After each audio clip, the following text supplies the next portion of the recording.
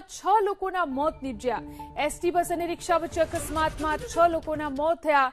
ST bus અને રિક્ષા વચ્ચે અકસ્માત થયો, જેમાં અકસ્માતમાં રિક્ષાનો કચરઘાણ વળી જતા મૃતદેહો તેમાં ફસાયા હતા। ફસાયેલા મૃતદેહને ક્રેનની મદદથી બહાર કાઢવામાં આવ્યા। તમામ મૃતકો રાધનપુરના વાદી વસાહતના રહેવાસીઓ હોવાનું સામે આવ્યું છે। તો સમીથી રાધનપુર ઘરે પરત ફરતી વખતે એસટી બસ સાથે તેમનો અકસ્માત થયો। એસટી બસના ચાલકે ઓવરટેકની લાઈમાં અકસ્માત સર્જાનો દાવો। ધારાસભ્યએ મૃતકના પરિવારને સહાય ચૂકવવાની માંગ કરી। મુખ્યમંત્રી રાહત ફંડમાંથી સહાય મળે તેવી કોશિશ કરવામાં આવશે તેવું ધારાસભ્યએ જણાવ્યું। પાટણ જિલ્લાના સમી રાધનપુર હાઈવે પર ગમખ્વાર અકસ્માત સર્જાયો છે, તેમાં 6 લોકો જેટલા જીવ ગુમાવ્યો છે। આપને હું દ્રશ્ય બતાવવા માંગીશ કે આ જેમ ગમખ્વાર અકસ્માત છે તે રાધનપુર હાઈવે પર સર્જાયો હતો।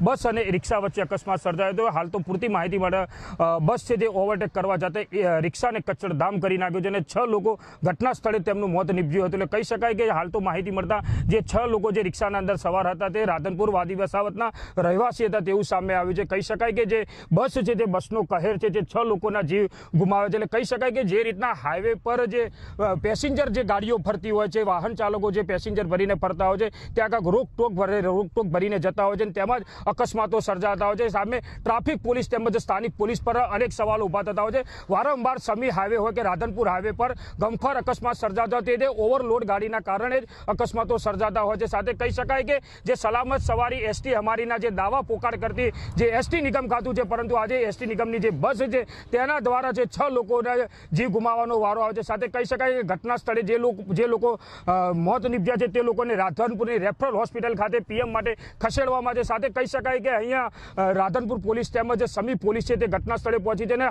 હાઈવે પરનું ટ્રાફિક છે તે દૂર કરાયું છે। સાથે કહી શકાય કે જે કરુણ ઘટના બની છે, કરુણ ઘટનાને લઈને ધારાસભ્ય લવિંગજી ઠાકોર દ્વારા નિવેદન આપવામાં છે કે જે પણ પરિવારના લોકો ગુમાવે છે તેમને 4 લાખ રૂપિયાની સહાય મળે તેવી સીએમને પણ રજૂઆત કરવામાં છે। પરંતુ કહી શકાય કે પાટણ જિલ્લાના અંદર વારંવાર આવા અકસ્માત સર્જાય છે અને કેટલાય લોકોના જીવ ગુમાવવામાં આવે છે, પરંતુ જે ટ્રાફિક પોલીસ છે તે ટ્રાફિક પોલીસ પર પણ અનેક સવાલો ઉભા થતા હોય છે કે જે રાધનપુરથી જે ઓવરલોડ ભરેલા પેસેન્જરો જોવા મળતા હોય છે। આપ જોઈ શકો છો દ્રશ્યના અંદર જે ઇકો ચાલક છે તે પોતે ઓવરલોડ પેસેન્જર ભરીને જાય છે, પરંતુ પોલીસ છે તે ખાલી દ્રશ્યની જેમ એમને જોઈ રહ્યા હોય છે। સાથે જે અકસ્માત સર્જાય છે ત્યારે જ પોલીસ સામે જાગતી હોય છે। આ રોડ ઉપર દિવસના હજારોથી વધુ ઇકો વાહન ચાલકો છે તે ઓવરલોડ પેસેન્જર ભરીને જતા હોય છે, પરંતુ પોલીસ છે એ ટ્રાફિક પોલીસ છે, સમી પોલીસ છે, તમામ પોલીસ અહીં હાજર છે। આવા ઇકો ચાલકને રહેમ નજર લોકોને અહીંથી જવા દે છે અને આવા અકસ્માત સર્જાય છે ત્યારે નિર્દોષ લોકો છે તે પોતાનો જીવ ગુમાવતા હોય છે। કહી શકાય કે આજે જે રીતના એક્સિડન્ટ સર્જાય છે, એક્સિડન્ટના અંદર 6 લોકો પોતાનું મોત નીપજ્યા છે, પરંતુ વહીવટી તંત્ર છે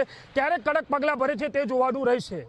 એજાજ મંસૂરી, એબીપી અસ્મિતા, પાટણ। રાધનપુર હાઈવે પર ગમખ્વાર અકસ્માત સર્જાયો છતાં અહીંથી જે વાહન જે લોડિંગ ગાડીઓ છે તે અંદર પેસેન્જર અસંખ્ય ભરીને જતા હોય છે। આપને હું દ્રશ્ય બતાવવા માંગીશ, દ્રશ્ય જોઈ રહ્યા ઇકો ચાલકના, ઇકોના અંદર કેટલા પેસેન્જર ભરે છે આપને હું બતાવવા માંગીશ।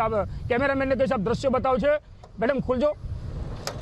આ જોઈ શકો છો અંદર એક બાજુના રોડ પર ગંભીર અકસ્માત સર્જાય છે, 6 લોકો જેટલાએ જીવ ગુમાવે છે, પરંતુ ઇકો ચાલકો છે તે પોતાની મનમાની ચલાવીને પેસેન્જર ભરીને જતા હોય છે। આપને હું બીજા પણ દ્રશ્ય બતાવવા માંગીશ। દાદા પાછળ આપની ગાડી છે ને, આ દરવાજો ખોલજો ને, પાછળ કેટલા પેસેન્જર છે?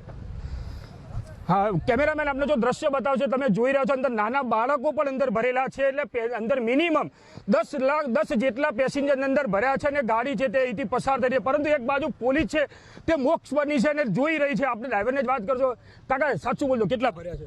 9 જણા છે, મારા ઘરના રસોડા માટે લઈ જઉં, મજૂર છે, રસોડા લગ્ન પસંદ માટે, બાકી પેસેન્જર ગાડી સાહેબ નથી, મારી પર્સનલ ગાડી એ પોતાના ઘરના લગ્ન પસંદ માટે થઈને લઈ જવું। હા પણ સાહેબ એ તો હવે આપણે જાળવવું પડે સાહેબ। એવું એક્સિડન્ટ તો આ કહે છે નહીં, આખી દુનિયા જતી રહે એક્સિડન્ટમાં। તો આ કાંઈ પહેલી વખત એક્સિડન્ટ નહીં થયો, દુનિયા જતી રહે, પણ હવે આ તો હવે લગ્ન પસંદ તો આપણે જાળવવા પડશે ને સાહેબ। પણ એ મજૂર છે તો લગ્ન નહીં જમાડીએ તો કેવી રીતે જાન પરિવારો સાથે બધું? આ મજૂર છે, આ મારા ઘરના લગ્ન પસંદ છે અને મજૂર છે રસોડા માટે જઈએ અમે, મારા પોતાના લગ્ન છે, અમે ભરતા જ નથી સાહેબ, પેસેન્જર ગાડી જ નથી, ભરતા જ નથી। અરે બધા કે નહીં આપણે રેગ્યુલર છીએ, પેસેન્જર ભરતા જ નથી, પેસેન્જરની ગાડી જ નથી. આ તો ઘરના પસંદ ભરની ગાડી છે એટલે મજૂરને આપણે લગ્ન પ્રસંગે આપણે હું દ્રશ્ય પણ બતાવવા માંગીશ કે એક બાજુ પોલીસ ઊભી છે અને આ રોડ ઉપરથી જે ઇકો ચાલક હોય તેમજ લોડિંગ ગાડીઓ છે તે ઓવરલોડ પેસેન્જર ભરીને જાય છે, પરંતુ પોલીસ દ્વારા કોઈ પણ ગાડીને રોકવામાં આવતી નથી, કોઈને પણ દંડ કરવામાં આવતી નથી. પરંતુ જ્યારે કોઈ મોટો અકસ્માત સર્જાય છે ત્યારે જ પોલીસ આ લોકોને પકડતી હોય છે અને પોલીસ પકડીને પછી દંડ ફટકારતી હોય છે. હાલ જે રીતના એબીપી અસ્મિતાના કેમેરામાં જે રીતના કેદ થઈ ઇકો ચાલક, ત્યારે જ પોલીસ દ્વારા એમને પકડવામાં આવ્યું છે અને પોલીસ દ્વારા એમના કાગળિયા તેમજ તપાસ કરવામાં આવી છે. આપ દ્રશ્યમાં પણ જોઈ રહ્યા છો કે ઇકોના અંદર મહિલાઓ તેમજ બાળકો ભરી રહ્યા છે અને એ ઓવરલોડ ભરેલા છે. તેને લઈને જો ક્યાંક મોટો અકસ્માત સર્જાશે તો તેની જવાબદારી કોણ રહેશે તે મોટો મહત્વનો સવાલ થાય છે. પાટણ જિલ્લા ટ્રાફિક પોલીસ પર અનેક સવાલો ઉભા થાય છે કે જે જિલ્લા પોલીસ છે જે હાઈવે પર પેટ્રોલિંગ કરતી હોય છે, પરંતુ જે આવા ઓવરલોડ વાહન ચાલકો છે જે ભરીને નીકળતા હોય તેમના પર આજ દિન સુધી કોઈ કડક કાયદેસરની કાર્યવાહી ના કરવાના કારણે આવા મોટા અકસ્માત સર્જાતા હોય છે. એજાજ મંસૂરી, એબીપી અસ્મિતા, પાટણ.